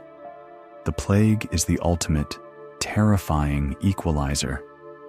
It does not care if you are rich or poor, a manager or a clerk. It has no interest in your 5-year plan. By confronting the entire population with the same indifferent and arbitrary sentence of death, it strips everyone of their social costumes, leaving them nakedly human. For the first time, the people of Oran are forced to see themselves as a collective, a we. Their individual destinies are no longer relevant. They are all, quite literally, in the same boat. This shared suffering becomes the new, and only, social glue. The loneliness of modern life, that digital age paradox we began with, is revealed to be a luxury, a sickness of a world with too much individual freedom and not enough shared purpose. The plague, by contrast, provides a terrible, clarifying, and singular purpose to survive. And in that shared struggle, true connection, solidarity is born. This was not just an abstract metaphor for Camus. He was, as always, drawing from history. It is a known historical fact that Camus specifically chose Oran because it was a plague city in its own right. The city had suffered 2 catastrophic outbreaks of bubonic plague in 1557 and 1678. These were not minor events. They were apocalyptic, killing huge portions of the population. And critically, they were defined by the same brutal, military-enforced quarantines that he describes in the novel. Camus was consciously placing his philosophical experiment in a city whose very stones held the memory of being sealed off, of suffering collectively, of living the absurd as a historical reality. The primary expression of this new solidarity is, of course, Ryu's and Taro's sanitary squads. These squads are the novel's answer to the individualistic, lonely revolt of Sisyphus. Pushing a rock up a hill is a solitary act of defiance, but fighting the plague is a team sport. It requires coordination, trust, and a shared commitment to a task that is grim, dangerous, and often feels futile. The men who join, like Joseph Grand, the fussy, heartbroken municipal clerk who obsesses over perfecting a single sentence, are not heroes. They are ordinary people who have simply chosen to do what is decent. Their old identities are meaningless. Grand is no longer just a clerk. He is a vital part of the resistance. Their solidarity is forged in the shared, physical work, in the smell of disinfectant, in the weariness of their bodies. This idea of breaking down class and social barriers through a shared, collective act was not something Camus discovered during the war. It had been a passion of his for years. Here is a little-known, but crucial, detail. Back in 1936 in Algiers, a young Camus, not yet a famous novelist, founded a theater group called the Théâtre du Travail, the Workers' Theater. His explicit, stated mission was to reject high-culture theater, which was only accessible to the rich Pied Noir colonists. Instead, his group adapted great plays and performed them for and with the working-class people of Algiers in their own neighborhoods. This was a profoundly political act. It was a pre-war, artistic, sanitary squad, an attempt to create solidarity, to forge a we from a society deliberately fractured by class and colonialism. He was trying to prove, even then, that a shared, creative, physical act could forge a connection that polite society never could. In the plague, this solidarity is the only antidote to despair. It is not a warm, joyful connection. It is a grim, adult, and silent one. It is the bond of men and women who have seen the worst and have chosen to stand together anyway. It is the opposite of the performative, shallow connection of our modern, pre-plague world. It is authentic because it is born of necessity and forged in sacrifice. Camus is telling us that true connection is not something we find in a person or a like on a screen. It is something we build with our hands in the shared, decent work of pushing back against the darkness. Whatever form it may take, it is, perhaps, the only true answer to loneliness. This search for a practical, working solidarity was not just a literary theme for Camus. It was arguably the guiding passion of his entire life. The sanitary squads of the plague were not a metaphor he invented from thin air. They were a reflection of a core belief he had been living, practicing, and proselytizing since he was a young man in Algiers. Long before he was a world-famous novelist, Albert Camus was a theater geek. And for him, the stage was not an escape from reality. It was the ultimate laboratory for it. It was the place where his philosophy of connection was put into physical practice, night after night. This may seem like a strange, almost frivolous, passion for a philosopher of the grim and gritty absurd. But to Camus, theater was the most serious art form precisely because it is not solitary. A novelist is alone in a room, a Meursault battling the page. A painter is alone with a canvas, but a play is a collective act of creation. It is a rock that an entire group of people must agree to push up a hill, together, in perfect synchronicity. If one person falters, the entire illusion collapses. It is, in its essence, an exercise in solidarity, or it is nothing. His first major public act, the one that truly announced his arrival as a young intellectual in Algiers, was the founding of the Théâtre du Travail, the Workers' Theatre, in 1936. This is a critical and often overlooked historical fact. He was just 22 years old. Algiers at the time was a rigidly segregated colonial society. Culture, meaning French plays performed in ornate theaters, was an exclusive commodity for the wealthy French pieds noirs. The working-class French and the vast, unacknowledged Arab population were shut out. Camus, the poor boy from Belcourt who had made it to the university, saw this as an injustice. His goal, he wrote, was to debourgeoisify theater, to create a collective art and bring it to the people. His troupe was a perfect pre-echo of Rieux's squads. It was a motley crew of university students, dock workers, clerks, and young idealists, united by a shared, decent purpose, and their work was explicitly political. Their very first original production, Revolte dans les Asturies, Revolt in Asturias, was a play written collectively by the group about a brutal, real-life miners' strike in Spain that had been crushed by the government. This was not a play about existential angst. It was a play about solidarity, about a group of isolated workers finding a we in their shared struggle.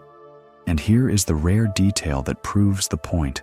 The colonial government in Algiers was so terrified of this little theater group and their play about Spanish miners that they banned the production. The authorities recognized, perhaps even more clearly than the young Camus, that this collective art was not just art. It was a threat. It was an act of revolt that was actively forging connections and building solidarity across the very class lines the colonial system needed to maintain. The ban, in a sense, was his first truly great review. It proved his theory was correct. Camus loved every part of it. He was not a distant intellectual author. He was a man of the company. He was an actor often playing the lead, as he had a powerful stage presence. He was the director. He was the adapter. He was the stagehand who moved the sets. He loved the work, the shared sweat, the arguments, the late-night rehearsals, the feeling of a group of disparate individuals merging into a single, functioning organism. For Camus, the theater was the ultimate antidote to the loneliness of the absurd.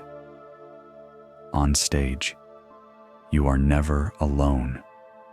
You are physically, viscerally bound to the people around you. You must listen. You must respond. You must breathe together. You cannot be a stranger in a successful play. This passion for creative, collective solidarity defined his life. It's what he brought to the combat resistance cell. It's what he poured into the sanitary squads of the plague. He craved this fusion of intellectual, moral, and physical work with a group of trusted brothers. He believed this was the only way to live an honest, meaningful, and connected life. And it is this profound, deeply personal need for solidarity that made his most famous public conflict, his intellectual and emotional break with the philosopher Jean-Paul Sartre, so devastating. It was not a disagreement. It was a divorce. It was a failure of the very connection he had built his entire philosophy on. Section 16. If Camus' philosophy had evolved from the I of the stranger to the we of the plague, his personal life followed a parallel track. He craved solidarity. He had built his life around collaborative, brotherly teams, from the Théâtre du Travail in the 1930s to the combat resistance cell in the 1940s. After the war, he was part of the most famous intellectual team in the world. He and Jean-Paul Sartre were the twin pillars of the new, rebellious philosophy of existentialism. They were the toast of the Parisian cafes, the two brilliant, charismatic minds who were redefining what it meant to be alive in a post-Holocaust, post-atomic bomb world. Their friendship was a symbol of hope, a united front against the old, failed ideologies. And that is why their breakup was not just a private disagreement, it was a public, philosophical, and deeply personal catastrophe, especially for Camus. The friendship was, for a time, genuine. They were allies.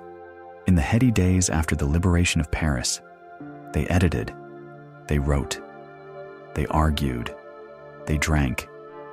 They were a study in contrasts. Camus, the sun-tanned, handsome, tubercular pied noir from the working class, a man of the body and of moral decency, and Sartre, the privileged, ugly, brilliant Parisian academic, a man of pure, dizzying intellect.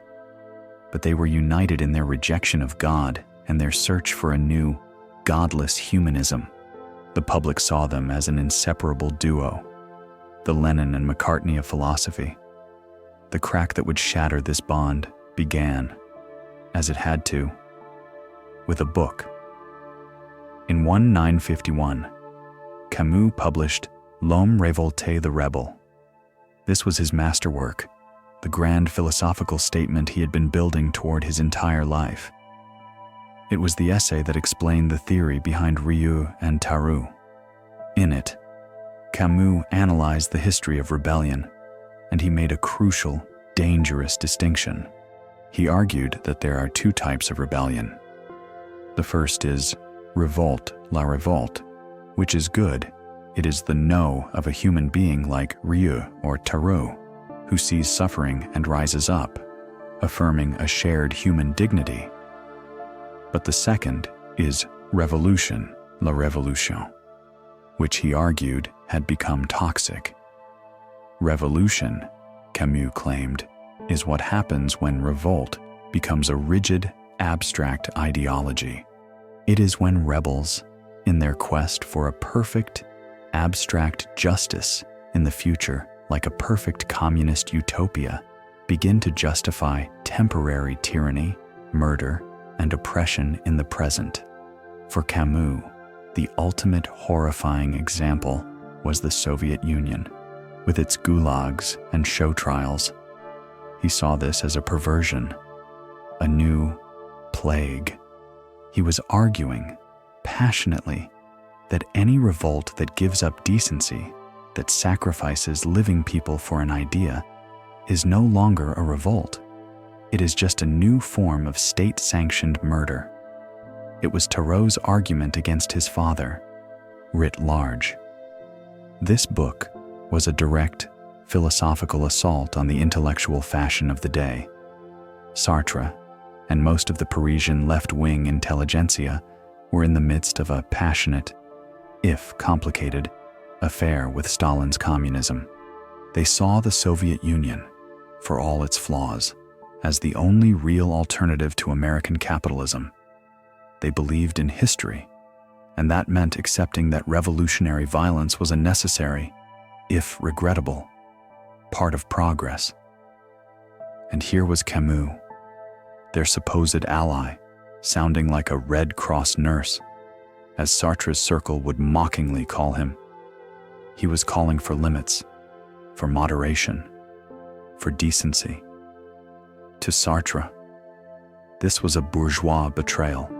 It was a failure of nerve, a refusal to get one's hands dirty in the real, historical struggle. The breakup was spectacularly and famously public. Sartre, as the editor of the leading intellectual journal, Les Temps Modernes Modern Times, did not deign to review the rebel himself. He handed the hatchet job to a young acolyte, Francis Janson, who wrote a scathing, dismissive review accusing Camus of being a naive, moralistic, and frankly, not very bright philosopher. Camus was deeply, profoundly wounded. He saw this as a betrayal of friendship. He wrote a long, formal and furious letter to the editor addressed to Sartre, but arguing with Janson, demanding a proper intellectual engagement. This was his fatal mistake. It gave Sartre the opening he had been waiting for. Sartre's response, published in the journal for all of Paris to read, was one of the most brutal character assassinations in literary history. He did not just disagree with Camus' ideas. He attacked Camus the man. He was cruel, personal, and condescending. This is the rare, devastating detail Sartre mocked Camus' background, his self-taught intellect, unlike Sartre's own, from the elite École Normale. He essentially called him an arrogant, over-promoted lightweight, a philosophical fraud who had gotten a swelled head. He concluded the letter with a chilling, final dismissal. It was a public excommunication. The friendship was over. They never spoke again. For Camus, the man who craved solidarity and the we, this was the ultimate act of isolation. He had been cast out of the very intellectual team he had helped create. This bitter public feud left him adrift. He was now a stranger in a new way, no longer welcome on the left bank, too humanist for the right, a man without a tribe. And it was in this state of profound intellectual and personal loneliness that he would receive, just a few years later, the world's highest and most isolating honor. Section 17. In 1957, Albert Camus was 44 years old. He was already living in a state of profound personal and intellectual isolation. The bitter public divorce from Jean-Paul Sartre and the Parisian left had left him a philosophical stranger, a man without a tribe. He had retreated from the vicious political infighting of Paris, deeply wounded. It was in this state of withdrawal that he received a phone call from his publisher, Gallimard. The call informed him that he had just been awarded the Nobel Prize in Literature. His reaction was not joy. It was, by all accounts, a kind of panic. He famously told a friend that he was overwhelmed and felt it was a calamity. He was, at the time, the second youngest person ever to win the award after Rudyard Kipling, and he felt it was a terrible, crushing mistake. This was not humility. It was a genuine, existential dread. He felt the prize was not a trophy, but a tombstone. It was, he would later say, a eulogy for an artist, a way of fossilizing a writer who was still very much alive and, in his own mind, had not yet written his masterpiece. This profound sense of being a fraud was a core part of his response. This is a famous historical fact. In his formal acceptance speech in Stockholm, a speech now regarded as one of the 20th century's great defenses of art, he was humble to the point of self-effacement. He spoke of how the news inflicted a kind of panic, and he famously stated that he would have preferred to see the prize go to his elder and mentor, André Malraux, a true master. He felt the prize was a suit of armor that was too heavy, a kingly robe that he, the working-class boy from Belcourt, had no right to wear. The outsider was now, by royal decree, the ultimate insider, and it was a role he neither wanted nor knew how to play. But the burden was not just psychological, it was political. And this is what truly amplified his loneliness. The Nobel Prize is not just a check, it is a global platform. The winner is instantly transformed into a world conscience, and his every word carries an immense, impossible weight. For Camus, in 1957, this meant he could no longer hide from the one question that was tearing him, his country, and his family apart: the Algerian War. The war had been raging since 1954, a brutal, dirty conflict of colonial suppression and anti-colonial terrorism. And Camus, the pied noir who loved Algeria as his true home, was caught in a perfect, agonizing no-man's land. The French colonists in Algeria saw him as a traitor because he had, for decades, defended Arab rights and called for a just, equal federation. The French left in Paris, including Sartre's circle, saw him as a coward because he refused to sign their manifestos unconditionally supporting the FLN, the Algerian National Liberation Front. Camus could not support the FLN because their revolt had become a revolution that, in his view, embraced the very thing he'd warned against in The Rebel, the abstract justification of murder, specifically the targeting of innocent civilians. He was a man who loved both sides and was hated by both. He was a man who believed in a just solution that no longer existed. The prize, in its bright, global spotlight, forced him to speak on this unwinnable question. And in Stockholm, it all came to a head.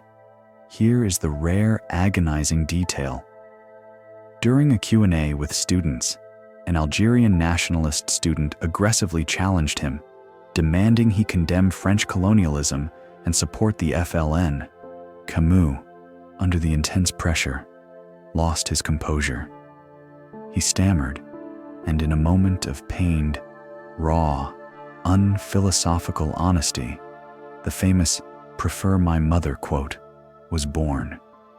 He said, "People are now planting bombs in the tramways of Algiers. My mother might be on one of those tramways. If that is justice, then I prefer my mother." For the Parisian left, this was the final, unforgivable sin. He had chosen sentiment over history. He had chosen one old woman over the just cause of revolution. But for Camus, this was the only possible, decent answer. It was the logic of Dr. Rieu. It was the rejection of Tarot's father. He refused to sacrifice a real, living person, his mother. Catherine, the silent, poor woman who was the anchor of his life for an abstract principle. He chose the human over the idea. The backlash was immediate and total. He was vilified. The Nobel Prize, which should have been his greatest connection to the world, had become the tool of his final, profound isolation. He was now a global figure who, on the one issue that mattered most to him, had been rendered completely and painfully silent. Section 18. That infamous, panicked line in Stockholm, "I prefer my mother," was not a gaffe. It was a confession. It was the key to his entire moral universe, the one, true, non-negotiable point on his philosophical compass. To understand Albert Camus, to grasp the true source of his loneliness, his suspicion of grand ideologies, and his profound aching need for a simple, decent connection, one must look past the plagues of politics and philosophy. One must go back to the small, sun-baked apartment in Belcourt, back to the world of his childhood, and to the silent, central, and most important figure in his entire life, his mother, Catherine. Catherine Camus was, for all intents and purposes, a silent being. She was illiterate, having been taken out of school as a child. She was partially deaf, and most profoundly, after the trauma of her husband's death in 1914, she had retreated into a deep, abiding quiet. She worked as a charwoman, cleaning the homes of the rich, her hands raw, her body exhausted. She was a woman who lived a life of pure, physical sensation, the heat, the labor, the fatigue. She was, in essence, a living embodiment of the world Camus would later describe a being of pure presence, unadorned by the abstractions of language, philosophy, or social pretense. This was the universe Albert Camus was born into. His first and most profound human connection was not forged in words, explanations, or the meaning-making that he would later identify as the core human hunger. His bond with his mother was forged in silence, in shared poverty, in the simple physical act of her hand on his head. He would sit with her for hours, watching her gaze, as he would later write, rest on nothing. She was his first encounter with a tender indifference. She was not hostile. She was not cold. She was simply there, a quiet, loving, and fundamentally separate presence. This childhood is the source code for his entire philosophy. While other philosophers, like his rival Sartre, were born into a world of books, ideas, and endless, sophisticated chatter, Camus was born into a world of the body. He learned that the most important things, love, suffering, the sun, the sea existed before language and beyond its reach. This is why he could create a character like Meursault, a man who feels the sun but not the abstract grief society demands. He was, in a way, just an exaggerated portrait of the silent, sensory world his mother inhabited. And this is why he was so lonely. He was a man whose genius was for language, but whose heart belonged to a world of silence. When he won his scholarships, when he mastered French philosophy, when he became the toast of Paris, he was, in effect, emigrating to a foreign country, a land of words. He was becoming an outsider to his own origin. The intellectual loneliness he felt in Paris was the loneliness of an exile, a man who could never fully explain his new world to the one person who mattered most, and whose old, silent world was impossible to explain to his new, chattering colleagues.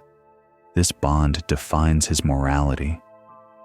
When Sartre and the revolutionaries of Paris argued that it was historically necessary to accept the violence of the gulags or the terrorism of the FLN for the sake of an abstract future justice, Camus was physically repulsed. Here is the crucial, poignant detail he would write in his private notebooks, that he could not join them because he knew what he was defending. He was defending a world where my mother can live. His mother, Catherine, was his moral anchor. She was the human being that all their grand theories threatened to crush. She was the one who would be on the tram. His revolt was not in the name of an idea. It was in the name of her, the silent, the poor, the concrete, living person who asks for nothing more than to exist in decency, under the sun. This is not anti-intellectual. It is a profound moral limit. It is the logic of Dr. Rieu, who fights the plague not for mankind, but for the specific, suffering body right in front of him. After the Nobel Prize ceremony, after the Stockholm speech, where he had publicly honored his first teacher, Louis Germain, the man who had, in effect, given him the words to leave his mother's world, Camus did something else. This is a well-known historical fact, but its significance is everything. He used the prize money to buy his mother a proper apartment, a comfortable home where she would not have to work, a place with the running water and electricity she had never had. It was the ultimate, practical, and non-verbal gesture. It was the thank you of a son whose entire life's work, all the words, all the plays, all the philosophy was, at its root, a long, complicated letter to a woman who could not read. He was her voice, and she was his conscience, this profound, primal connection, a bond of love that existed entirely outside the game of meaning, was the true source of his loneliness, but it was also his greatest strength. It was the truth he could not and would not betray. This loyalty to his mother, the silent center of his life, explains his desperate, lifelong search for the other half of his identity, the man who was not silent, but simply absent his father. He was, by the end of the 1950s, the most famous writer in the world, and perhaps the most lonely. The Nobel Prize had solidified his status as a world conscience, while simultaneously isolating him from almost every community he had ever known. The French left, his old intellectual comrades, saw him as a traitor. The French right saw him as a dangerous liberal. And on the battleground of his beloved Algeria, both sides saw him as an enemy. He was a man without a we, a Sisyphus whose rock was now a global reputation he never asked for. He was exhausted, ill, and creatively blocked. The philosopher of revolt, the man who had defined his era, felt he had lost his voice. To find it again, he knew he could not look to Paris, to politics, or to philosophy. He had to go back to the source. He had to go home. He began working, in secret, on a new kind of book. It would not be a cool, allegorical novel like The Plague, or a spare, philosophical fable like The Stranger. It would be a vast, sprawling, autobiographical epic. It would be his War and Peace, a book rooted not in ideas, but in the earth, the sun, and the blood of his childhood. He called it Le Premier Homme, the First Man. He was working on this manuscript on January 4th, 1960. He was returning to Paris from his home in Lourmarin, traveling in a sleek Facel Vega sports car driven by his publisher, Michel Gallimard. In his briefcase was the handwritten draft of The First Man. On a long, straight, wet road, the car swerved at high speed, struck a plane tree, and disintegrated. Gallimard died a few days later. Albert Camus, age 46, was killed instantly. This is the central tragic historical fact of his end. In the muddy wreckage, searchers found his briefcase. Inside was the 144-page, nearly illegible manuscript. When his wife and daughter finally transcribed the text, it would not be published for over 3 decades. The world was stunned. This was not the Camus anyone knew. The writing was raw, passionate, intimate, and, most of all, unfinished. It was a torrential outpouring of memory, a desperate, loving attempt to reclaim the world he had lost. But it was not, as many assumed, a book about his mother. His mother, Catherine, was the silent, known center of his life. The book was a search. It was a son's desperate, howling cry for the one person he had never known, the ultimate stranger in his life. His father, Lucien Camus, the first man of the title, had died at the Battle of the Marne in 1914 when Albert was less than a year old. He was a ghost, a void. Albert knew him only from a single faded photograph of a somber, handsome man. His entire life, Camus had been defined by this absence. He was the son of a silent mother and an invisible father. He had no roots, no story, no lineage. He was, in a profound sense, an orphan. And this, The First Man reveals, was the true bedrock source of his lifelong loneliness and his outsider status. He was a man who literally did not know where he came from. The novel is the story of his search. The protagonist, Jacques Cormery, Camus' fictional self, travels to the military cemetery at Saint-Brieuc in northern France to find his father's grave. He stands before the simple cross, and here is the poignant, devastating detail. He looks at the date of his father's death and does the math. He realizes that his father, the man he has always pictured as an old patriarch, died at the age of 29. Jacques, the protagonist, is 40.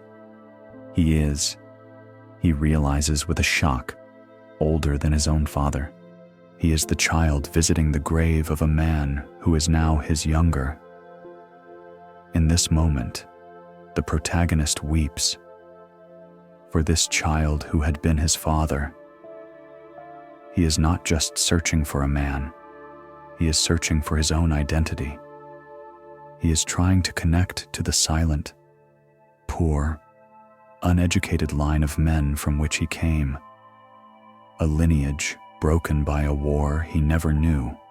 He writes, with a desperate love, about the world of poverty, sun, and silence. His father and mother inhabited a world he had to leave, with the help of his teacher, Louis Germain, who is a major heroic character in the book, in order to become the man who could write the book. This final, unfinished work was his attempt to bridge his life's great, painful chasm. It was his attempt to connect his two selves, the brilliant, Parisian, Nobel Prize-winning intellectual with the poor, fatherless, silent boy from Belcourt. He was trying to heal his own profound disconnection, to find the first man inside himself. This book was not an answer to the world's loneliness. It was a desperate attempt to cure his own. He was killed in the middle of this act, his story, like the manuscript, cut short. He died as he had lived, a man in revolt, a stranger searching, this time for his own father, for his own true home. So, where does this long, sun-drenched, and often tragic journey leave us? We began, in our bright, modern world, with a paradox lonely in a sea of connections. We are the anxious spectators of a life that everyone else seems to be living. We scroll, we like, we perform, and we feel, in the blue light of our screens, an echo of that old, existential ache. We have looked to Albert Camus for an answer, and his answer, it turns out, is not a comfort. It is a challenge. He looks at our modern, digital loneliness and confirms our worst fear. Yes, you are profoundly alone. Your feeling of disconnection is not an illusion. It is the most real thing about you. He would argue that our digital isolation is just a new, high-definition symptom of the one, true, and ancient disease, the absurd. We are, and have always been, strangers in the cosmos, crying for a meaning that the universe will not provide. This is the source of our loneliness, and his life's work was an exploration of how to live with this terrible, freeing truth. His first answer was the answer of the stranger detachment, to be a merceau, to float through life on a current of pure, physical sensation, disconnected from the game of human meaning. But this, he showed us, is a dead end. It is a lonely, sterile, and ultimately fatal innocence. A man who cannot connect, who cannot perform the basic rituals of shared feeling, will be seen by society as a monster and destroyed. His second answer was the answer of Sisyphus' solitary revolt, to be alone on the mountain, to accept the meaningless rock as your rock, and to find a defiant, private happiness in the struggle. This is a heroic and powerful step. It is the victory of the individual but it is still a lonely victory. Sisyphus happy is not enough when the rock is not a boulder, but a plague, or an occupying army, or a system of injustice that is crushing the person next to you. This is why his philosophy had to evolve. He had to move from I to we. He found his final mature answer in the sanitary squads of the plague. This is the ultimate and only cure for our profound loneliness. The absurd, he concluded, is not the end of the journey. It is the starting point. Our shared cosmic isolation is the one true thing we all have in common. It is the common ground on which we can finally and authentically meet. His final answer is a two-part prescription: lucid love and revolt. First, lucidity. We must be like Ryu and Taro, clear-eyed, staring at the plague in all its horror and refusing to lie about it. We must accept the world's tender indifference. We must delete the apps of philosophical suicide, the easy answers of ideology or blind faith that promise a non-existent meaning. We must be honest. And second, revolt. But not a solitary revolt, a shared one. Because we are all in this plague pit together. The only meaning that exists is the one we create for each other. Right here, right now. Connection, for Camus, is not a feeling. It is an act. It is the decent, practical, and sometimes grim work of rolling up your sleeves. It is the theater troupe. It is the resistance cell. It is Dr. Ryu tending to a body. It is choosing your real, living, flawed mother over an abstract, perfect justice. It is the refusal to add to the world's suffering. Here is the rare, final, and most devastating detail of his life. On January 4th, 1960, the philosopher who spent his life arguing against abstract, grand narratives, who defined our condition as contingent, physical, and random, was killed. It was not a grand, meaningful death. It was the most absurd death imaginable: a high-speed car crash, a mechanical failure, a random, senseless, and violent collision with a tree. His death was a final, brutal, and physical punctuation mark on his entire philosophy. It was an event, like Meursault's crime, that had no why. It just was. But he left us the antidote. He does not solve our loneliness. He validates it. And he tells us what to do with it. The answer to being lonely in a world of connections is to stop seeking a grand, cosmic connection and to start building a small, decent, human one. To find your own sanitary squad, to choose the person next to you over the abstract idea, to love lucidly, and to revolt daily against the darkness. This, for Camus, is the only way to live and the only way to fill the human heart. And so, our own analysis comes to a close. The journey through this man's sun-drenched, shadow-filled world is over. We have stood with Meursault on the beach, the blinding light on the blade. We have felt the oppressive heat of the courtroom and the cool, final peace of his cell as he opened himself to the tender indifference of the world. We have walked with Sisyphus back down the mountain to find his rock, our rock, learning to imagine him, and perhaps ourselves, as happy in the struggle.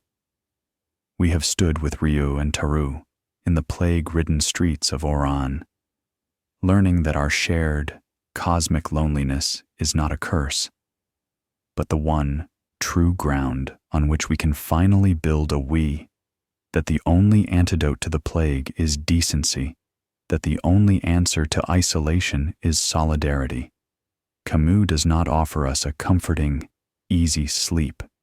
He offers us a lucid, clear-eyed, and profoundly human awakening. He does not give us a grand meaning for our lives.